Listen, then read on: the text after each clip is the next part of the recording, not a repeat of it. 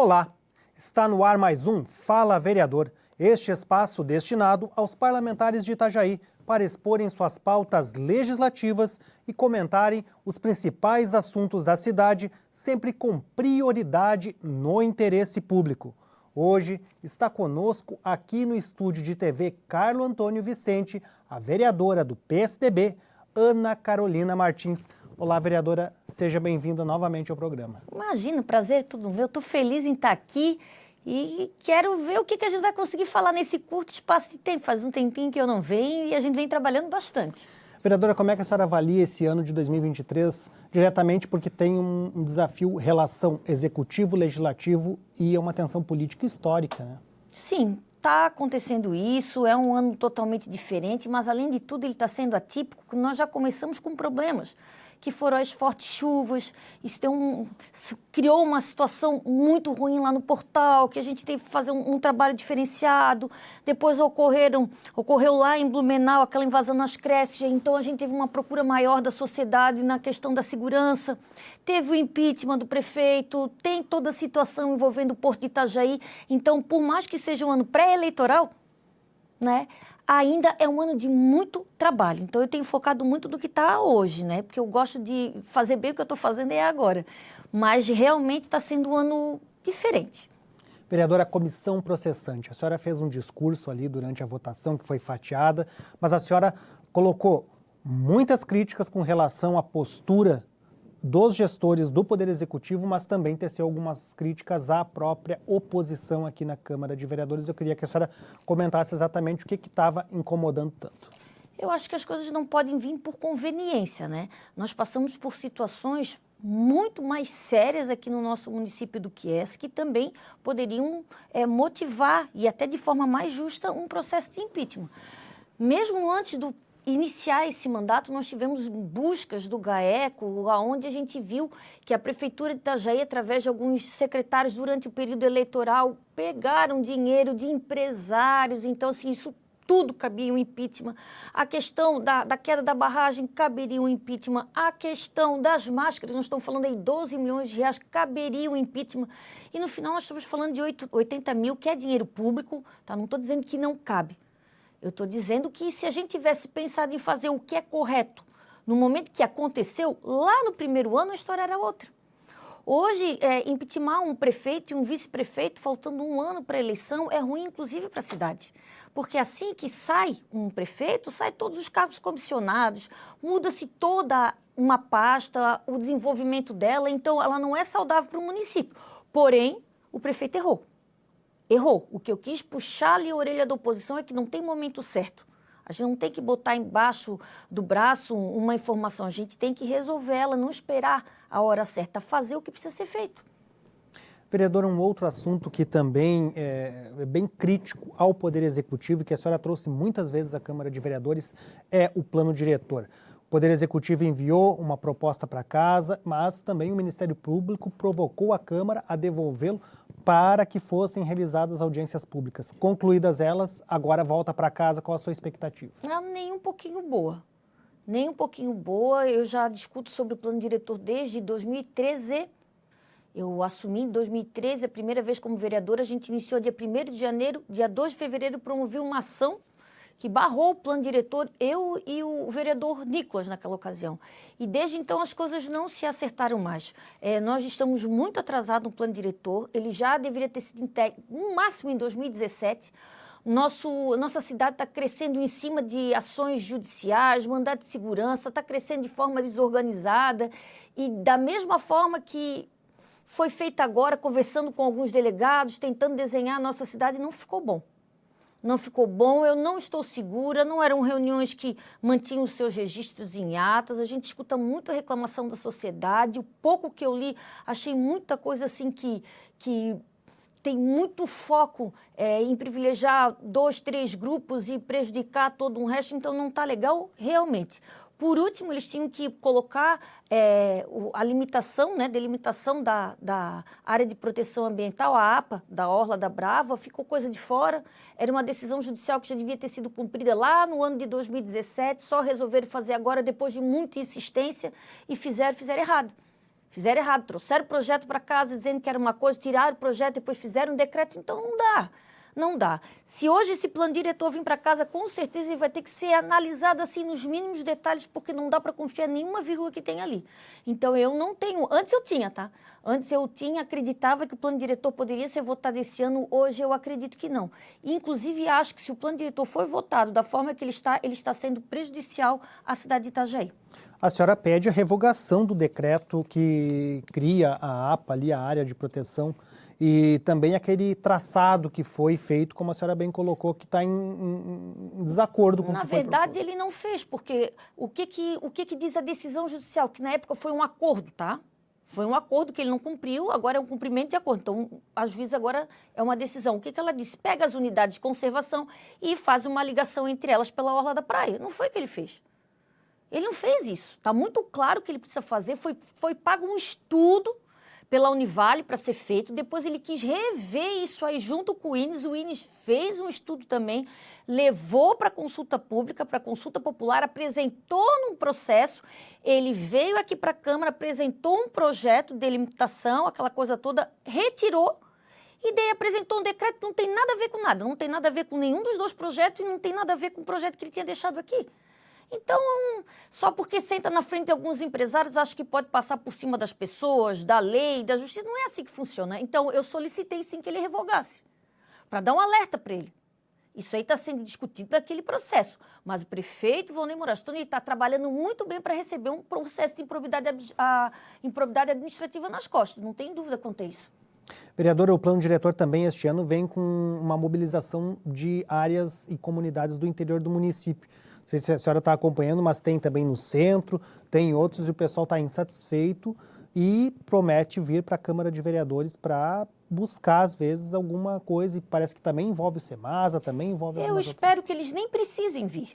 A gente acompanha, eu estou sabendo quais são os problemas que eles estão falando, as reivindicações deles, mas as coisas não se decidem nem da forma que eles estão querendo, nem da forma que a prefeitura quer. Isso teria que ser decidido antes, conversado antes, estudado antes. Agora, a gente não tem, uma cidade não faz estudo de impacto de vizinhança, uma cidade não está pensando no adensamento, que deixa construir prédios aí de 20, de 30 andares e não fica pensando no estacionamento, não sabe diferenciar o que é residencial para comercial, não planeja ela para ter grandes empresas. Que cidade é essa? Então, votar um plano diretor só por votar, só para dizer que foi, não dá. Porque é o projeto mais importante da cidade, sem dúvida nenhuma. Então, eu não tenho entrado em assuntos pontuais no plano diretor, porque eu acredito que ele não vai passar. Porque não dá para passar uma área e não passar outra. E o problema não é a gente que fala, parece que só a praia. Não, não é só a praia, é a área rural também. É o centro também, são os bairros também, é tudo. Vereadora, a Procuradoria da Mulher, podemos falar algumas ações que foram feitas durante o mês de agosto, o agosto lilás, né? A Câmara de Vereadores promoveu palestras, também realizou aquele concurso que já pela segunda edição é Mulher Segura, Tarefa de Todos. Dezenas de vídeos vieram das escolas e trabalhos até bem feitos no que diz respeito à produção e ao tema de conscientização. Como é que a senhora avalia essas ações e o tema? Está chegando de forma consciente na cabeça dos jovens? Tá chegando sim. E eu fiquei um pouco chateada porque na primeira edição teve mais vídeos do que essa segunda edição. Daí eu fui em algumas escolas e vi o quê? Que várias salas fizeram e eles escolheram na escola quais vídeos mandar. Não gostei. Não gostei, porque a avaliação aqui é uma avaliação diferente. E são outras pessoas vendo, outras pessoas participando.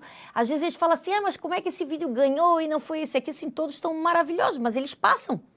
Eles passam por alguns requisitos. A gente tem que entender a mensagem, tem que ver a criatividade, tem que ver se na hora de fazer esse vídeo pensou em todo mundo, de repente tem uma descrição ali para quem não consegue ler, tem libras, alguma coisa. Quanto mais ele for assim, abrangendo, claro, o tema, né, que é a cultura da paz, evitar ao máximo a violência, entender das desigualdades, meu Deus, está sendo maravilhoso. Então, o que a gente busca, através da Procuradoria? Atingir as crianças, os jovens e também do sexo masculino. Porque, geralmente, quando se fala em violência da mulher, a gente faz palestras para pessoas mais adultas, que já passaram por isso, ou indicar os trabalhos a serem feitos. Esse a gente está trabalhando, é um trabalho de prevenção. Prevenção e conscientização. A gente tem outros trabalhos. Aqui na Câmara, a Procuradoria da Mulher instalou o EON, que é o espaço de orientação à mulher, que qualquer uma que tiver alguma dúvida sobre o que está passando, para onde tem que ir, encaminhar, pode vir até aqui na Câmara. Nós temos um assistente social que vai dar os encaminhamentos. Então, isso é legal, mas também tem o da prevenção. E da prevenção, o trabalho com as crianças tem sido bastante significativo.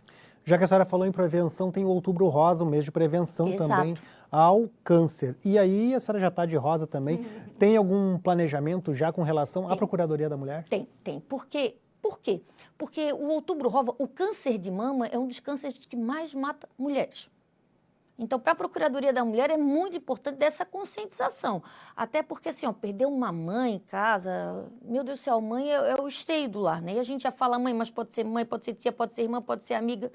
Infelizmente, o câncer de mama está iniciando muito antes do que a gente era acostumada. A gente fez uma reunião agora com todas as associações, as instituições que prevêem, fazem o aconselhamento, acompanhamento de mulheres que sofrem de câncer de mamas, e estava ouvindo aí de um relato de uma menina com câncer de mama com apenas 12 anos.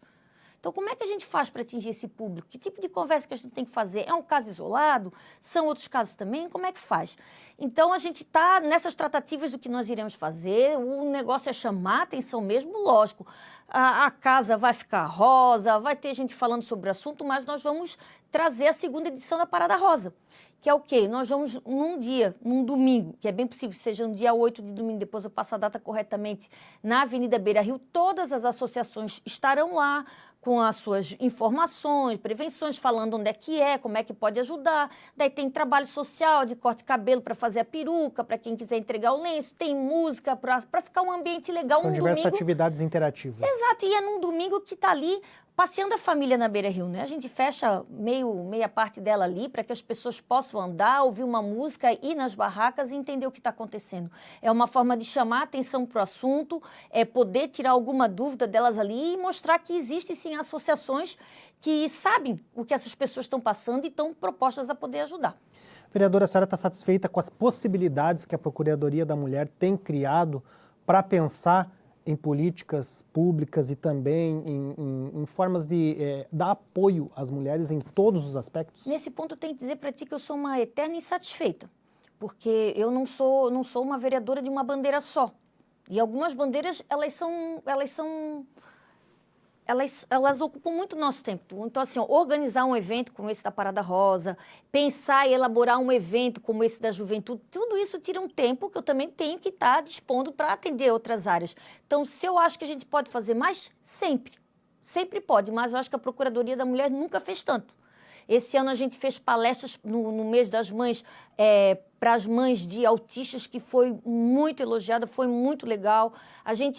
Nós trouxemos todas as meninas dos 9º anos da rede municipal de ensino para vir aqui na Câmara, conhecer a Câmara, ter palestra com as vereadoras para entender da importância da mulher da política. Então foi mês das crianças, aliás, foi março, depois veio maio das mães, a gente fez a palestra, agora nós fizemos do agosto lilás, estamos entrando no outubro rosa, então quer dizer, são no mínimo 4, 5 eventos que nós estamos fazendo esse ano pensando nessa causa, tirando outros assuntos. Maio Furtacor surgiu em 2023. Também surgiu em 2023. Eles vieram através da Procuradoria, vieram conversar comigo para a gente conversar sobre isso. Mas tem assuntos relevantes que acontecem assim na sociedade que a Procuradoria da Mulher é obrigada a estar por dentro, a estar a par, que foi um caso bem recente, eu posso falar até, se assim me permitires, de um projeto de lei que foi por conta de um recém-nascido. Prematura, inclusive, isso aí foi um vídeo que rolou aí nacionalmente, que aqui no Mareta tinha uma profissional que botou ele na bolsa do jaleco e dançou, fez uma musiquinha e jogou nas redes sociais. Isso deu uma comoção popular muito grande e a gente ficou pensando, como é que se resolve isso? Como é que se resolve? Realmente a mulher era uma profissional, ela poderia estar ali, o ambiente tinha outras pessoas ali, inclusive, a gente não quer pensar que alguém vai fazer isso. Então, a gente só soube que isso foi feito porque ela botou na rede social dela. Dividiu isso com outros amigos, senão a gente teria total desconhecimento, porque ali é uma UTI. Os pais só podem entrar uma vez ou outra e na frente de pais, daí seria desaforo, né?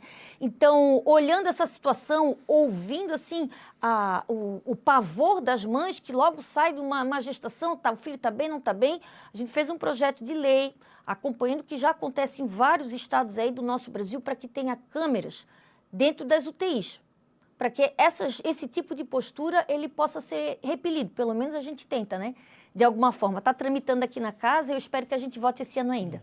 A senhora tem expectativa para 2023 da votação? É o número 126 de 2023, o trâmite pode ser acompanhado no site da Câmara de Vereadores. Aqui a tramitação da Câmara, ela varia muito de matéria para matéria. Eu acho que não é um projeto tão cabeludo para que deixe muito tempo, né? Mas aí a gente está falando de política. Eu tenho projeto de 2021 que não foi votado ainda. Então, vai muito aqui da casa, vamos acompanhar, fazer o quê? Vamos para um rápido intervalo, já já voltamos com o segundo bloco do Fala Vereador. Até mais!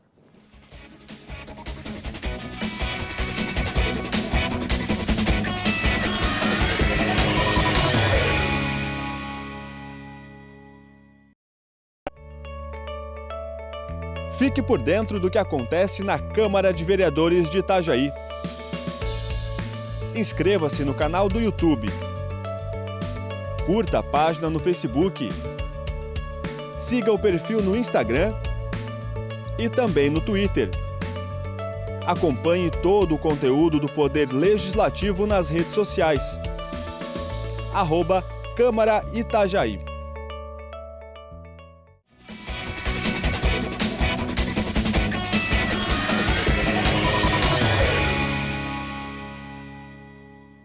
Voltamos com o segundo bloco do Fala Vereador. Hoje está conosco aqui no estúdio a vereadora do PSDB, Ana Carolina Martins.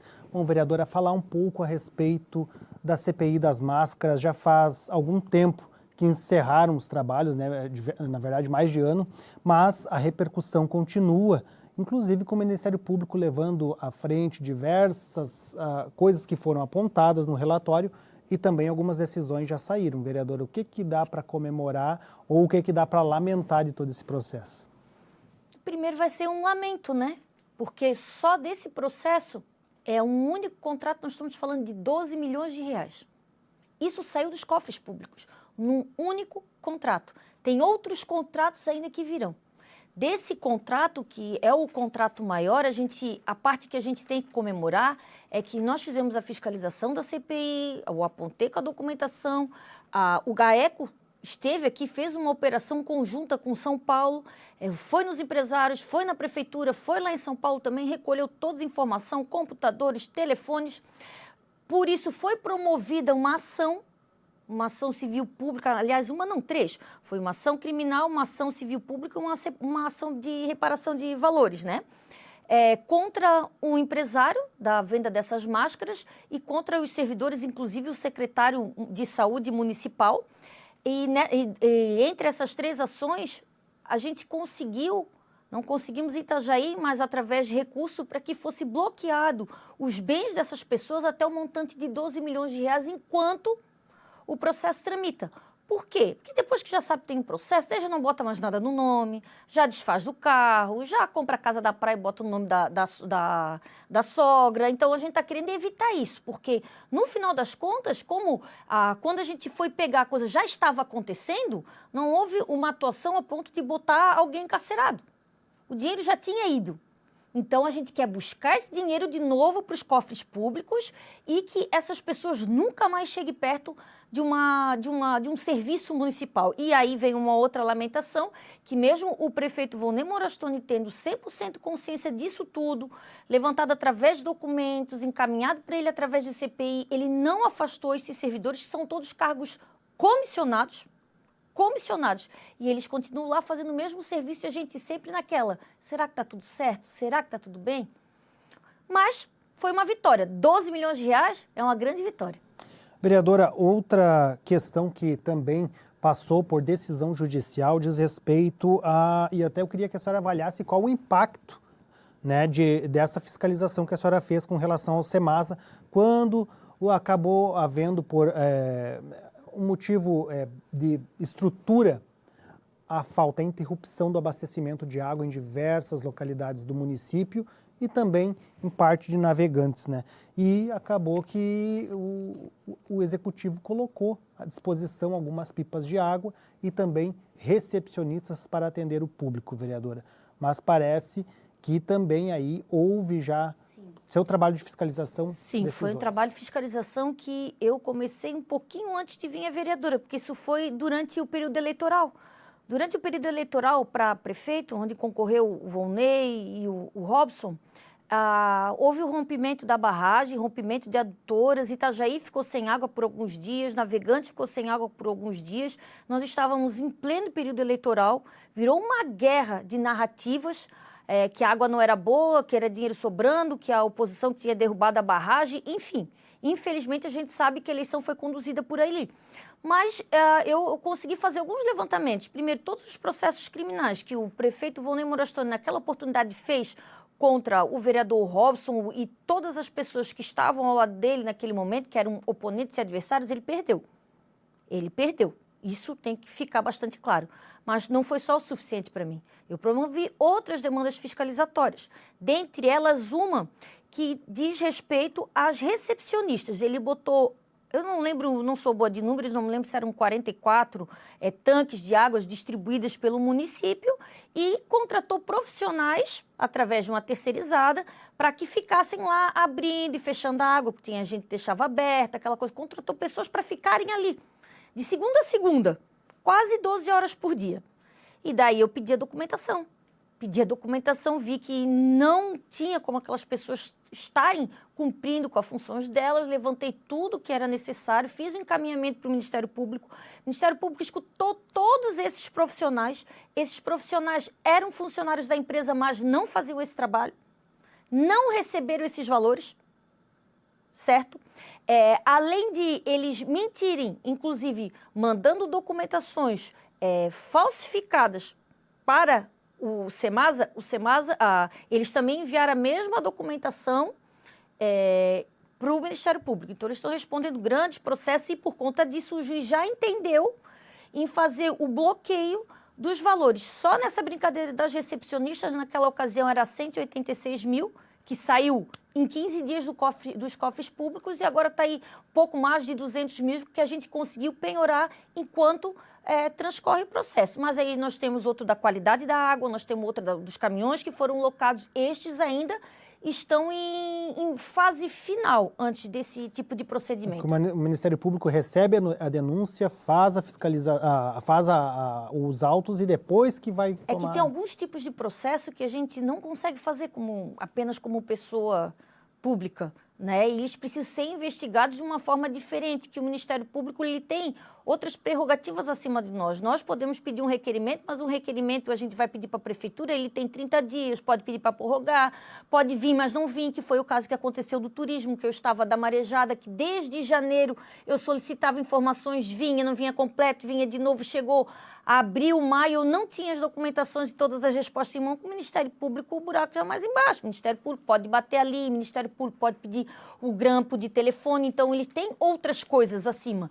Eu, quando posso, faço processo meu nome, mas em algumas ocasiões a gente precisa pedir para o Ministério Público fazer uma ação de improbidade administrativa, que é para tirar essas pessoas da política. A senhora falou do caráter eleitoral exatamente por ser um período de eleições que aconteceu todo esse fato tudo aqui. Isso, e essa relação de causa, a senhora também fez uma denúncia, pediu para o Ministério Público? Eu não creio que tenha sido culpa do Volney, que a barragem tenha acontecido aquilo naquele exato momento. Mas foi incompetência, sim. Isso é mais do que provado. Hoje a gente já gastou para... Antes da barragem romper, eles já tinham gasto 8 milhões para fazer a manutenção dela. Mesmo assim, 2 meses depois ela rompeu e até agora encontra-se em manutenção. Já dava para ter feito outra barragem, já dava a oportunidade de botar pessoas competentes.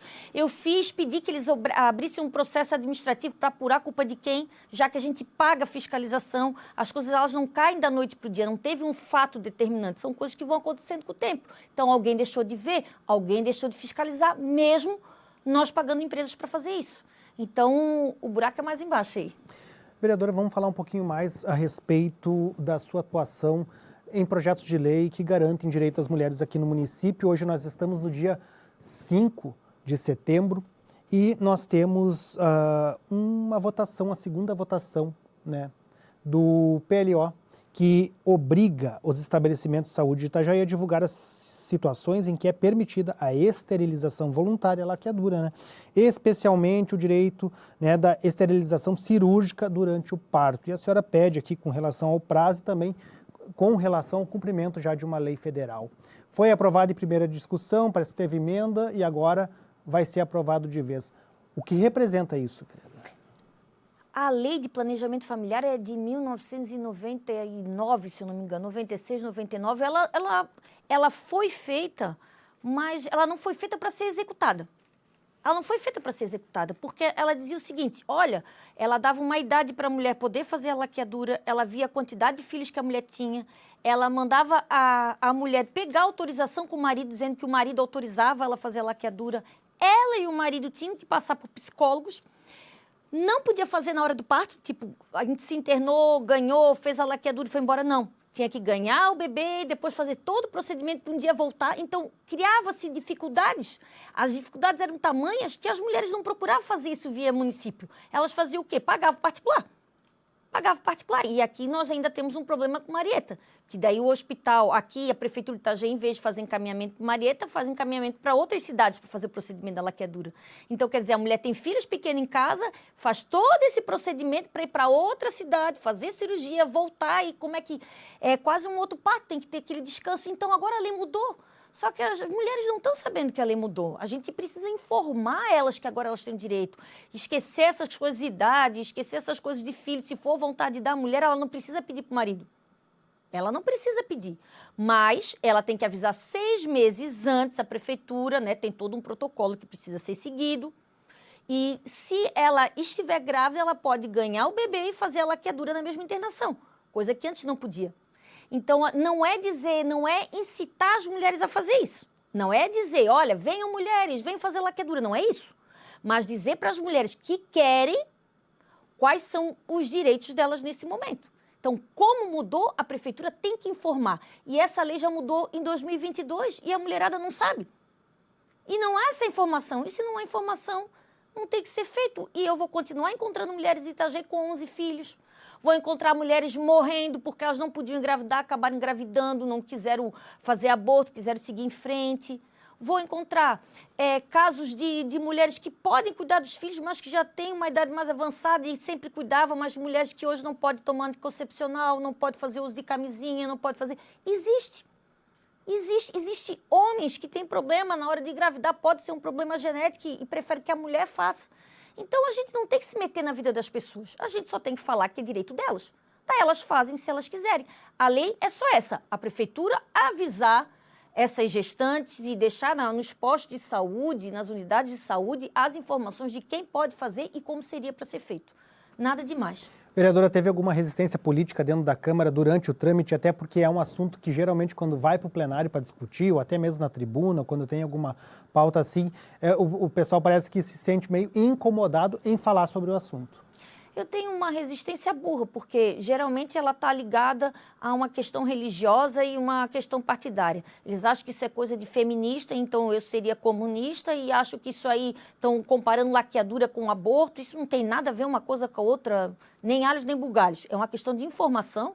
O que eu costumo dizer aqui, que aqui a gente não tem que botar a nossa religião acima das outras pessoas, o que a gente tem que seguir aqui é a Constituição. Então, a gente vê quando o assunto se trata em família, quando a gente se fala em prevenção, quando a gente fala de homossexualidade, qualquer direito nesse sentido, a gente vê algumas pessoas se levantando, votando contra, né, fazendo bico. Ah, como é que os eleitores vão pensar? Não, os eleitores têm que pensar que tu és uma pessoa que tu entende de lei, que tu sabe que é direito de todos, que tu não estás aqui para escolher o que vai ser para a vida das pessoas. Nosso papel como legisladores é garantir que as pessoas possam exercer seu pleno direito. Só isso. Nós não temos que escolher o que é melhor para nós temos que fazer o que é melhor para os outros. Então, tem alguns assuntos assim mais polêmicos, mas deve ter em qualquer lugar, né? Vereadora, sua expectativa para a bancada feminina na próxima eleição dentro da casa, em proporção, porque isso pode impactar diretamente em algumas pautas que garantam mais direitos e também tragam discussões. Eu penso que ainda não vai ser o ano que nós vamos ter 50-50, né? Mas eu vejo, talvez não seja o ano que eleja mais mulheres, mas eu vejo mais mulheres engajadas a participar com expectativa de pedir voto, não lá porque pediram, não, eu quero ir, eu quero participar, eu quero ganhar, eu quero procurar, será que eu tenho oportunidade? Isso acontece, isso eu estou vendo. Agora, dos 17, a gente sabe que sempre quem já passou pela Câmara, quem já trabalhou no serviço público, tem uma expectativa de ter mais voto pelo conhecimento que tem com as pessoas, né? Como saber fazer para pedir o voto. Então, eu espero que pelo menos aumente o número de mulheres. Vamos para mais um rápido intervalo e já voltamos com o terceiro e último bloco do Fala Vereador. Até já!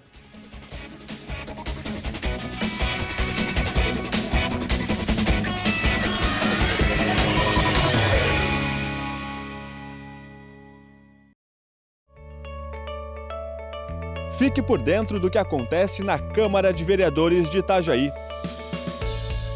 Inscreva-se no canal do YouTube. Curta a página no Facebook. Siga o perfil no Instagram e também no Twitter.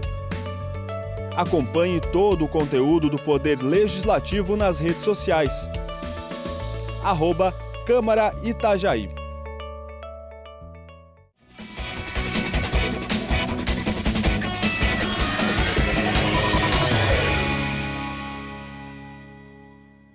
Voltamos com o terceiro e último bloco do Fala Vereador. Hoje participa conosco a vereadora do PSDB, Ana Carolina Martins.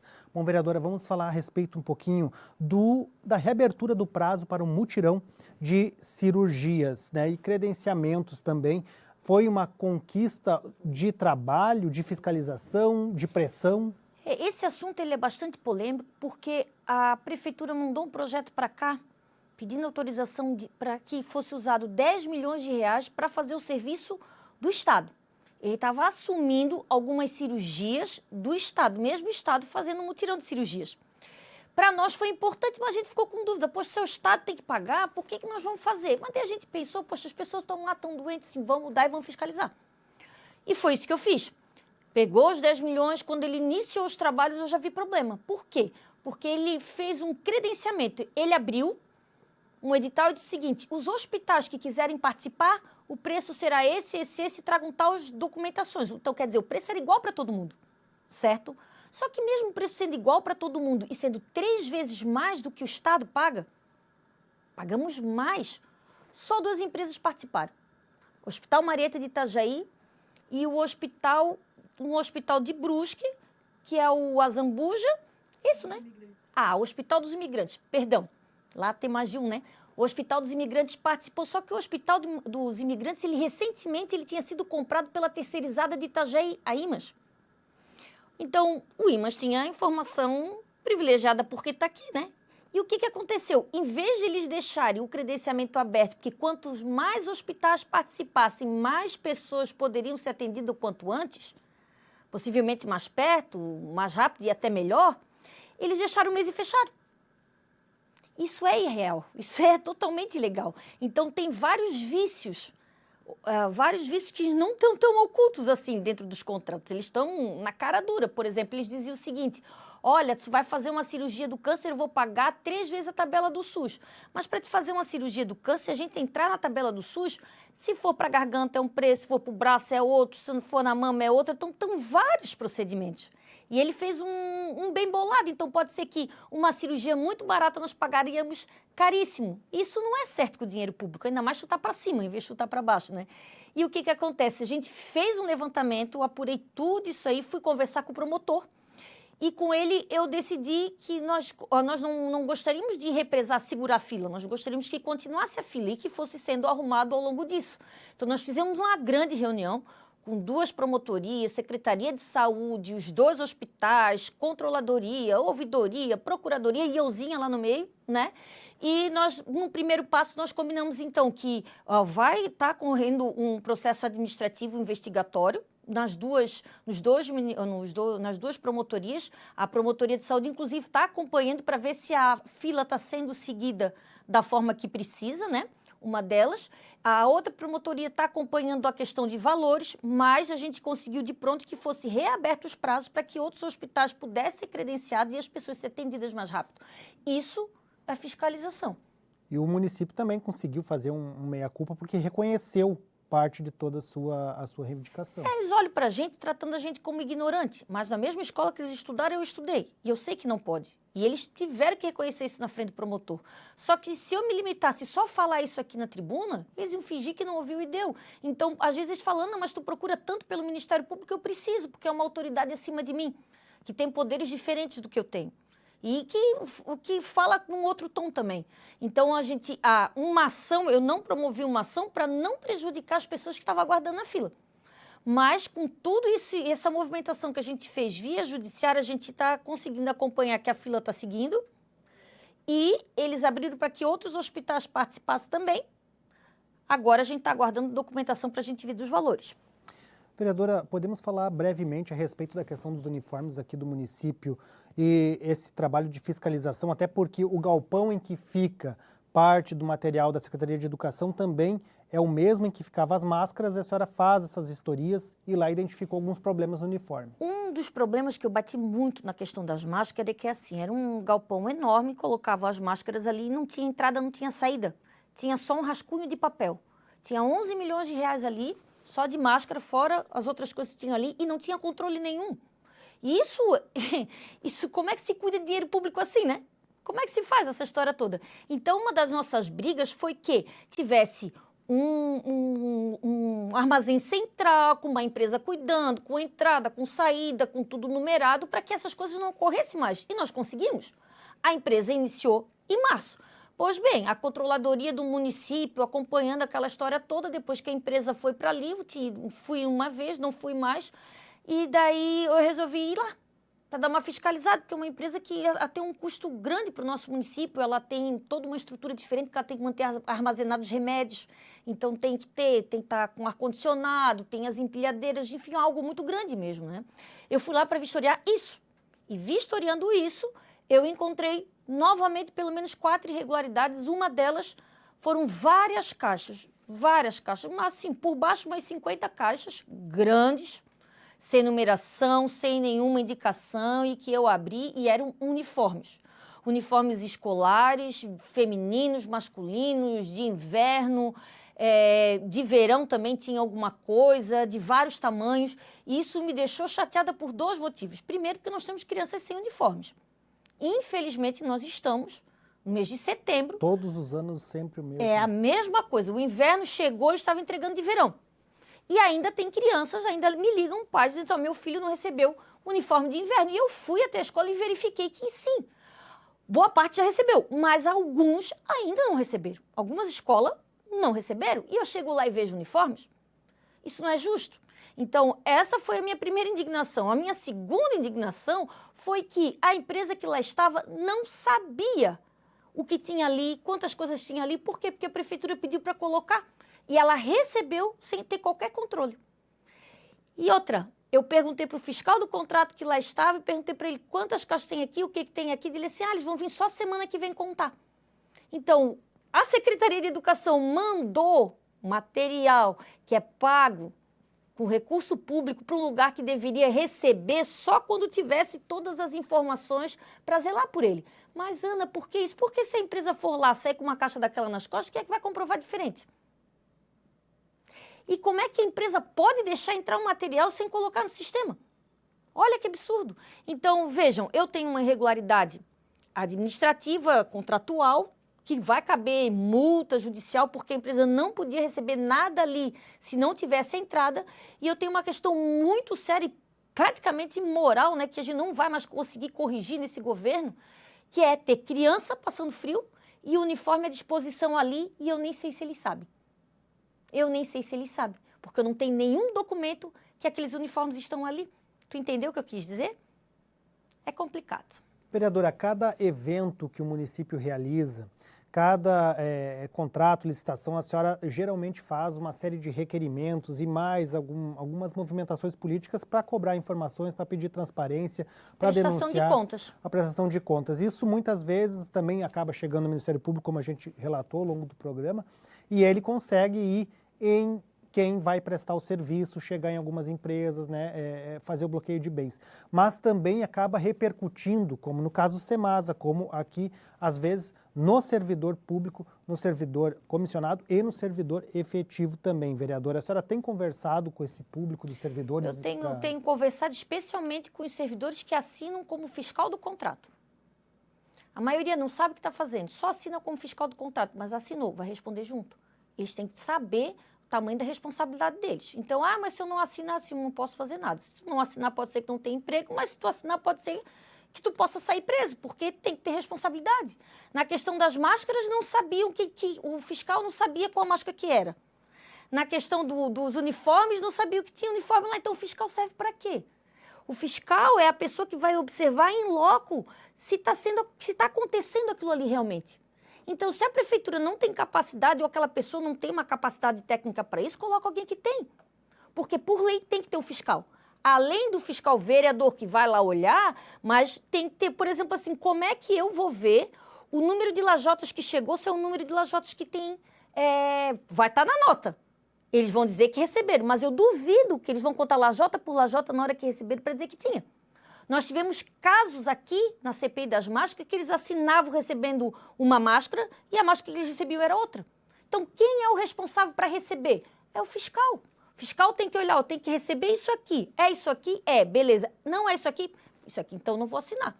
Então, cada um com a sua responsabilidade pela lei, a gente não pode dizer que a gente desconhecia a nossa responsabilidade. Então, essas pessoas eu tenho conversado um pouco. Vereadora, com relação à marejada, a senhora também usou bastante a tribuna e fez vários questionamentos, porque houveram alguns problemas, principalmente na prestação de contas de empresas, né? No meu ponto de vista, a prestação de contas, por incrível que pareça, é o menor dos problemas dos eventos de Itajaí. Quando eu fui pedir a prestação de contas, foi para ver uma outra situação, que eles estão terceirizando e a terceirizada continua terceirizando e entre eles são sempre o mesmo grupo. São por indicação. Quando chega aqui na regata, por exemplo, o que acontece? Eles dão para a Volvo. Por que eles dão para a Anfre fazer isso aí? Esquece a Volvo. Por que eles deixam a Anfre fazer isso aí? Porque a Anfre não precisa fazer um processo licitatório. Tá, ela não precisa fazer processo licitatório, mas ela que tem que procurar qual é a melhor empresa e mais barata para o município pagar. Mas não é isso que ela faz. Ela pede para a Secretaria de Turismo, olha, secretaria, qual é o melhor cara para fazer isso? A Secretaria de Turismo vai lá e fala. Daí indica conhecido, daí a esposa que trabalhava abre empresa para começar a trabalhar para o município. Tem vários procedimentos assim que, Ana, mas trabalhou, não faz mal que trabalhou. Todo mundo tem direito de participar. Vai ganhar quem for o melhor, quem dá a melhor condição. Assim, não pode. A gente vê, claro, brilhante aqui que só as mesmas pessoas que ganham processo licitatório Itajaí. Viram um absurdo. Então eu fui para pegar isso. E, obviamente, olhar a prestação de conta. Mas eu acho uma vergonha um evento que nem a marejada, um evento que nem a regata, a gente solicitar prestação de contas. Até achei que era lei. Fiz um projeto de lei determinando que a prestação de contas de eventos ocorresse até 60 dias, porque achei que isso aí já era lei. Mas não é. Então, eles colocam o contrato da forma que eles querem nos sites, no portal da transparência, como se a gente fosse colocar assim, regata, e aparecesse tudo ali. Não é verdade. Porque o contrato, ele vai desde o nome do músico, eu não sei o nome dos músicos que tocaram ali, nem sei se ele vai ter uma empresa dele, ao pessoal da limpeza, aos restaurantes, por exemplo, eu pedi a documentação do restaurante, a informação que eu tive é que perderam com a enxurrada. Isso é um desaforo com o vereador. Não é tratar com a autoridade quem é eleito pelo povo. Nós estamos aqui para fiscalizar o que o pessoal disse. Então, eu tenho projeto de lei nessa casa também. Que parece uma coisa simples, óbvia. Eu achei que era óbvio, até que eu vi que não tem lei cobrando. Vereadora, a senhora também tem um outro projeto de lei ordinária que vai começar a tramitar agora no início de setembro aqui na Câmara. Na verdade, vai já a plenário, né? Já está tramitando. Ele dispõe sobre a divulgação da lista de espera para esterilização e microchipagem de cães e gatos aqui no município de Itajaí. Por que eu fiz isso? Porque eram várias as vezes que eu escutei durante a sessão as pessoas dizendo que nós estávamos fazendo castração de animais que não eram de moradores de Itajaí, que tinha gente que estava tendo preferência, que não sabia como é que podia fazer para acontecer, quem é que era a pessoa responsável por isso. Sempre teve um conflito de informações. E eu não gosto disso. A pessoa fala, tem que arrumar um jeito de resolver. Reclamação não veio para mim. Eu ouvi de vereadores. Se viesse para mim, tinha resolvido de outra forma. Ouvi de vereadores e isso se tornou uma constante. Então, pera lá. Nós sabíamos que ia ter um investimento da Prefeitura Municipal de R$1 milhão só para fazer a castração. Então, R$1 milhão é dinheiro pra caramba. Então, se vai ter tantos cães assim para serem castrados, nós temos que ter pelo menos uma relação disso. Vamos fazer uma fila e vamos aguardar, deixar na fila ali e depois tem um sistema, né? Por lei, tem que ser primeiro os animais de pessoas carentes, né? De bairros mais populosos. Tem todo um sistema para isso que eu não posso me meter. Porém, tem que ter uma lista para a pessoa poder acompanhar. Assim como tem a fila única das escolas, um pouco mais organizado, né? A fila única dos cachorros. Infelizmente, vão gastar R$1 milhão da castração e até agora a lei não saiu. Mas, tá aí, vamos ver. Vereadora, qual a sua expectativa para o restante do ano e para o ano de 2024, no que diz respeito, porque a senhora é uma vereadora que tem conseguido emplacar os projetos de lei, eles estão indo a plenário, estão sendo aprovados e também tem surtido efeito. A sua proposta de fiscalização sempre traz algum tipo de resultado. Qual a expectativa? Bom, a minha expectativa pessoal é sobreviver até o final do ano, cara. A gente, para esse mandato, assim, ó, é como eu falei no início, esse ano está sendo... Esse mandato está sendo diferente, porque quando a gente iniciou aqui, nós iniciamos um processo de retorno nas escolas pós-pandemia. Eu saí de deputada, entrou a pandemia. Quando eu vim a vereadora, era o pós-pandemia. Então, a gente fez um trabalho junto às escolas, aquela coisa toda. Tivemos um problema muito sério, que é o Porto, que nós estamos tentando ver como é que a gente pode ajeitar isso tudo. É um assunto diferente. Passamos por problemas de tempo, né, com as chuvas, e tivemos discussões importantes, que nem essa do plano diretor, ela não chegou ao final, certo? Mas ela está sendo discutida, assuntos importantes estão sendo discutidos, e isso me anima. Eu espero que para o próximo ano seja mais calmo. Geralmente, em ano de eleição, as brigas são diferentes. As brigas são diferentes e elas são sempre mais favoráveis para o governo, para um próximo candidato. Então, eu vou continuar fazendo meu trabalho na medida que a necessidade exige. Eu, quando pensei em ser vereadora, eu quis abraçar a causa ambiental, que é a que eu gosto. E eu não vejo muitas pessoas falando sobre a causa ambiental. Depois que eu cheguei aqui, eu vi que não dava. Porque eu não posso querer a causa ambiental, depois eu ver um problema na educação e fingir que eu não vejo. Tu entendes? Então, a expectativa que eu tenho é só de... O pedido é de muita saúde, porque eu sei que a expectativa é continuar sendo de muito trabalho. Porque, sei lá, eu acho que a gente tem que estar dedicado no que a gente está fazendo agora, né? Nós também não sabemos aí como é que vai ficar o próximo ano eleitoral, porque em março tem muitas mudanças, porque a lei permite, né, que 6 meses antes um vereador pode sair de um partido para ir para outro. Então, essas mudanças de líderes em outras siglas partidárias muda todo um conjunto. Haverão fusões e novas propostas de federações. Não acredito, né, que vai ter fusão mais, porque não tem tempo hábil para fusão. Juntar partido, eu acho que não. Continua se conversando, mas para uma próxima eleição, não para a próxima. Não para de 2024, para de deputado. Deputado e presidente. Esse aqui, o que teve. O que acontece é que os vereadores, os vereadores agora, né, eles podem mudar de sigla. Então, veja, uma pessoa que está no PSDB, ela pode, de repente, ir para o PL. Então, mudou todo o jogo. Um líder que antes no partido dele não conseguiria ser prefeito, de repente ele vai para uma outra sigla que ele tem a condição de fazer isso. Então, o jogo está muito aberto, a gente tem várias pessoas aí interessadas, falando sobre a nossa cidade, só que eu vejo muito mais gente da oposição do que do governo nesse momento, e isso eu estou estranhando um pouquinho, porque até então, sempre foi um candidato do governo e um candidato da oposição, e por muitos anos, Jandir e Volney. Jandir e Volney. E nessa eleição, pela quase a primeira vez, pelo menos nos últimos 30 anos, nós não teremos Jandir e Volney. Nós não teremos Volney, nós não temos nada. Então, é algo que está sendo construído. Vai ser diferente, vai ser gostoso e a gente está precisando dessa renovada. Vereadora, muito obrigado por aceitar o convite e participar conosco aqui do programa. Imagina, eu estou aqui à disposição. O pessoal pode procurar também nas redes sociais. É Ana Carolina, Ana com 2 N's. Também na Câmara, aqui no perfil da Câmara de Vereadores, YouTube. Eu estou sempre por lá. Quando não estou aqui na Câmara também, vocês podem me achar na internet. Obrigada, se cuidem, fiquem com Deus e quando tu me chamar, pode contar que eu estou aqui. Obrigado a você também que nos acompanhou. Lembrando que esta e outras entrevistas estão disponíveis no canal da Câmara de Vereadores de Itajaí, no YouTube, e são transmitidas pelo canal 14 da Claro TV. Até a próxima.